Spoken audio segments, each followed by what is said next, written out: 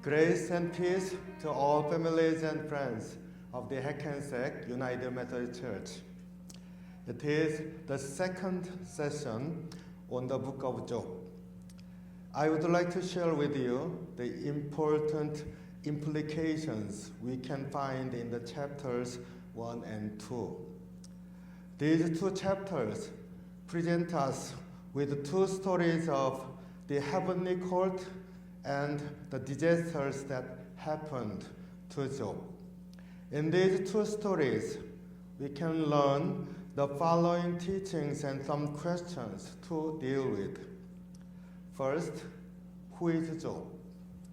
Second, what is the purpose of the heavenly court placed in the beginning of the book of Job? Third, what does Satan do in his life? Fourth, the relationship between wife and husband in life. First, who is Job? I have discussed who Job is in the previous e-message. Today, I just want to note the verses in the chapter 1 and their meanings in the story of Job. Verses 1 through 5 give us the information on Job. First, he lived in the city of Uz. Second, he was blameless and upright. Third, he had a family. In the verse 2, he had 7 sons and 3 daughters. In the verse 9 of chapter 2, tells us that his wife is with him through his suffering. Fourth, he was the most rich person in the land of East. What we learn about Job from these verses are the presuppositions about Job's suffering. Job was righteous and blessed so much by God, especially the verses 4 and 5 show how thorough and scrutinous Job was to be righteous before God. Job offered the burnt sacrifice for his sons and daughters after they had their birthday parties. Job was concerned about any possible sins that their children might commit during their birthday parties. These descriptions about Job's righteousness and blessed life pose the questions as to why Job has to suffer from such disasters in life. It is a well-known question. Why do good people suffer? Second, what is the reason why the story of the heavenly court appears in the beginning of the book of Job? The scenes of the heavenly court appear twice in the chapters 1 and 2. The heavenly court are primarily the dialogues between God and Satan. They are about God's high commendation of Job's righteousness and firm faith in God, and Satan's denounces on Job's faith. These dialogues set the tone for all the stories of suffering in the book of Job.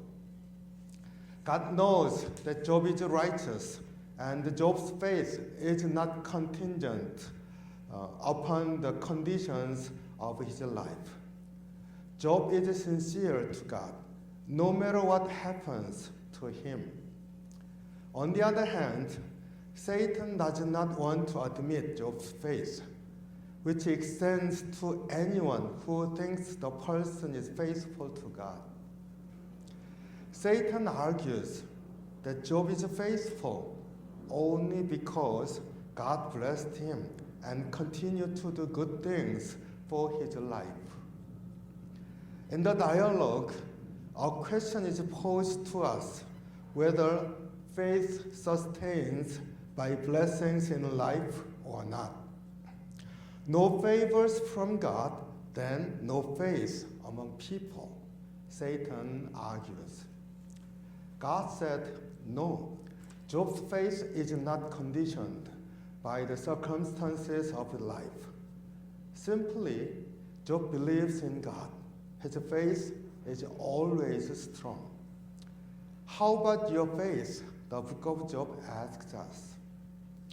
The scenes of the heavenly courts tell us the reason why Job is going to be put into suffering. It is a test of faith a righteous person has to endure. In fact, we will hear the judgmental statements and blames from Job's friends that poured upon Job, but we know their blames and judgments are wrong because we know the dialogues between God and Satan. Third, what does Satan do in his life? When the heavenly court was called, the angels and Satan came before God. God asked Satan, "Where have you come?" Satan answered that he had been roaming around the world, back and forth, here and there. We can see what kind of being Satan is. Satan is roaming around the world. Satan is at least not omnipresent. Also, Satan is not some being that knows everything in the world like God does. Satan needs to go around and observe what people are doing. The most important thing that Satan does in the story of the heavenly court is making accusations and blamings, also finding faults from people. In the verse 8, God complimented Job for his faith. There is no one on earth like him. He is blameless and upright, a man who fears God and shuns evil. How highly God speaks about Job's faith. In response to God's high commendation of Job, in the verse 10, Satan denounces Job's faith. Have you not put a hedge around him and his household and everything else he has? You bless the works of his hands, so that his flocks and herds are spread throughout the land. Job keeps good faith only because God protects him and bless his work, Satan says. Further, Satan requests that God may strike Job and everything Job has, then his faith will crumble. We can see here what Satan is doing. Satan tries to take down anyone's faith and to make the faithful persons fall, living the faithful life. In the dialogue, we should know how God responded to Satan's denouncement of and the finding fault from the faithful people. God trusts faithful people. God believes that faithful people will not fail in keeping faith, even with all the challenges. We are weak, but God still trusts such weak people as long as we want to be faithful. Fourth, there is a good indication of the meaning of the relationship between husband and wife. The chapters 1 and 2 describe in detail the disasters that happened to Job, and Job lost everything he had. He lost his possessions, such as flocks, servants, and even his children. It is painful to read that Job's children died in the collapse of the house where they had a feast. All this happened because Satan struck down Job's possessions under God's permission. Even his children were considered as the part of Job's possessions. Job's wife, however, did not die. In fact, his wife lives through the disasters and suffering Job endured until everything is restored in the end of the story. Job's wife is not something Job possesses. Rather, the verses 4 and 5 in the chapter 2 indicate that wife is considered as a part of Job's own body.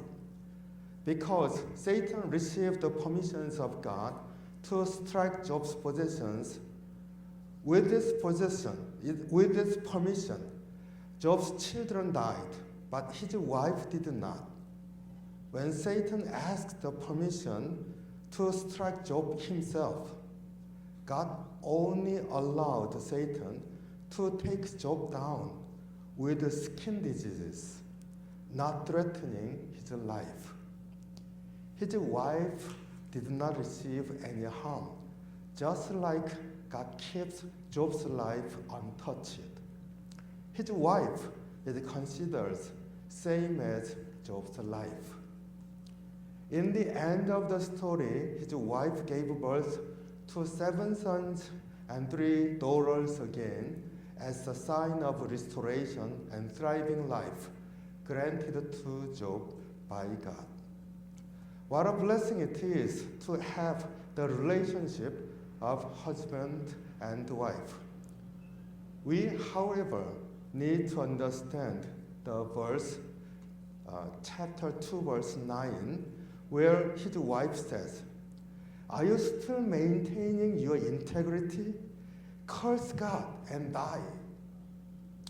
Are these words his wife harshly uttered to Job a temptation? I think these words are in fact an honest crying out that Job could not do himself. His wife presents Job's true agony and suffering. His wife is a representation of Job's true self that is hidden behind his struggles and suffering. We learn many lessons from the chapters 1 and 2. Why do the righteous people suffer?